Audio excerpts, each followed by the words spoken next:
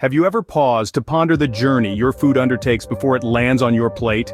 Understanding the process of how food grows not only satisfies curiosity, but also cultivates respect for nature's incredible complexity. So fasten your seatbelts as we embark on a fascinating journey through the world of plants. First stop, understanding the lifespan of plants.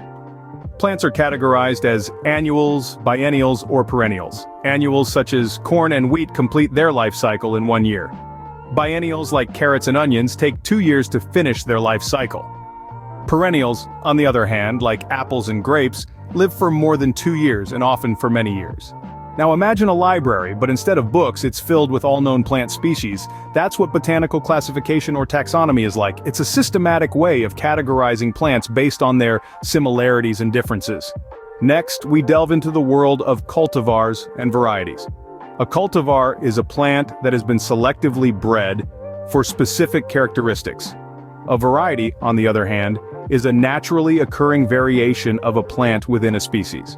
Moving on, let's talk about the marvel that is photosynthesis and respiration. Photosynthesis is the process by which plants convert sunlight into food. Respiration, in contrast, is how plants use this food to produce energy. Transpiration, another important process, is akin to plant perspiration. It's how water moves through plants and evaporates from their leaves, cooling them down.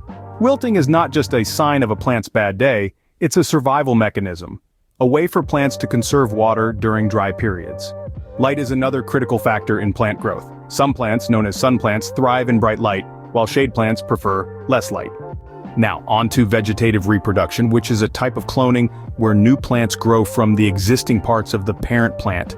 In the world of plants, there are determinate and indeterminate growth types. Determinate plants, like bush tomatoes, stop growing after reaching a certain size.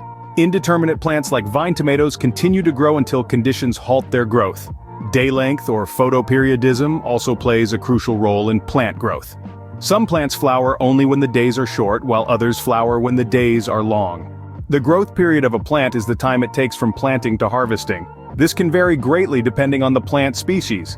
A tuber is a part of a plant that stores nutrients and can also produce a new plant. Think of a potato.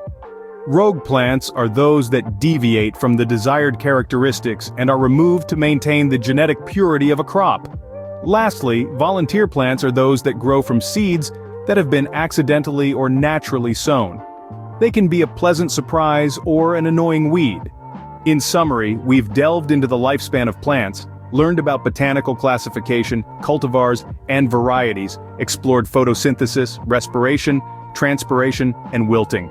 We've also discussed light preferences, vegetative reproduction, determinate and indeterminate growth, day length, growth periods, tubers, rogue and volunteer plants. Remember, understanding how food grows is not just about satisfying curiosity, it's about fostering a greater appreciation for the food we eat and the intricate processes of nature that make it possible.